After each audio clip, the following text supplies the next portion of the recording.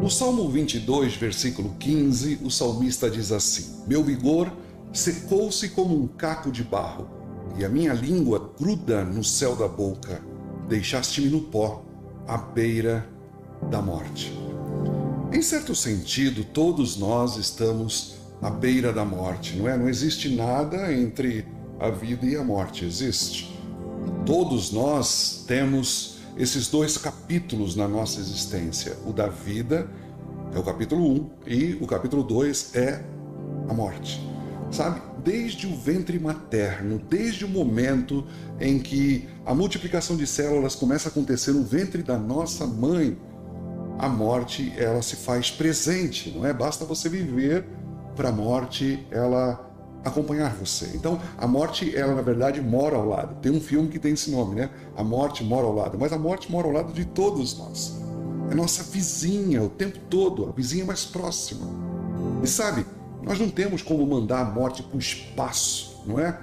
Não temos como deportá-la para outro país, não temos como fazer isso. Então, nesse sentido, todos nós estamos no corredor da morte, estamos na fila da morte, não é? Então, a expressão à beira da morte, ela se torna assim menos genérica e mais particular, ela deixa de ser assim romântica e se torna apavorante quando nós enfrentamos alguma situação de perigo.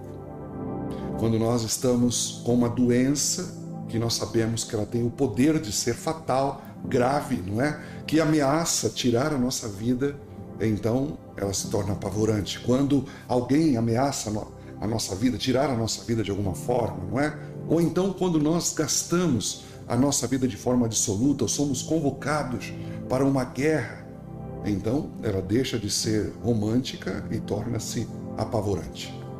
A proximidade da morte, seja ela de forma remota ou então iminente, não é? Seja ela histórica, porque todos nós vamos ter que passar por isso, ou seja aquela proximidade efetiva, porque ela vai mesmo acontecer, ela exige de nós uma tomada de posição, não é? Todas as vezes que nós olhamos para ela, esse capítulo 2 da nossa existência. Lembra-te do teu Criador nos dias da tua mocidade. É isso que nos lembra Eclesiastes. Porque um dia você vai voltar a ser pó, não é? E o Espírito vai voltar a Deus que o deu. Sabe? Em alguns casos, a morte ela não nos inquieta, não nos aterroriza.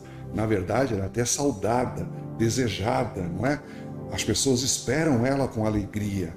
São algumas pessoas que estão passando por um momento muito difícil da vida, então a morte ela acaba sendo mesmo buscada, não é? Por exemplo, é o caso de algumas pessoas que já estão cansadas de viver, não é? A vida agora começa a ser um fardo, um peso. A morte é vista com alegria. As pessoas têm até saudade dela. Algumas pessoas que estão doentes tanto tempo, não é? Que a morte seja aquele momento em que a pessoa acaba parando de sofrer, não é?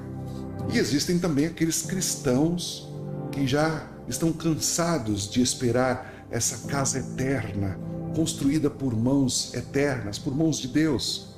Você vai ver isso no caso, por exemplo, de Jó, não é? Jó, aquele tipo de pessoa que por causa do sofrimento, ele acabou desejando a morte, não é? Simeão, quando pegou Jesus no colo, ele falou assim: olha, os meus olhos viram a salvação de Israel, então eu posso partir em paz, né? Para minha vida agora já alcancei o objetivo da vida. E o apóstolo Paulo, ele diz assim: olha, o meu desejo é partir e estar com Cristo, né? Ele desejava estar com Jesus. Então, todos nós estamos, de alguma forma, à beira da morte. Esse à beira da morte não quer dizer que ela vai acontecer daqui a um segundo, mas com certeza ela faz parte da nossa história.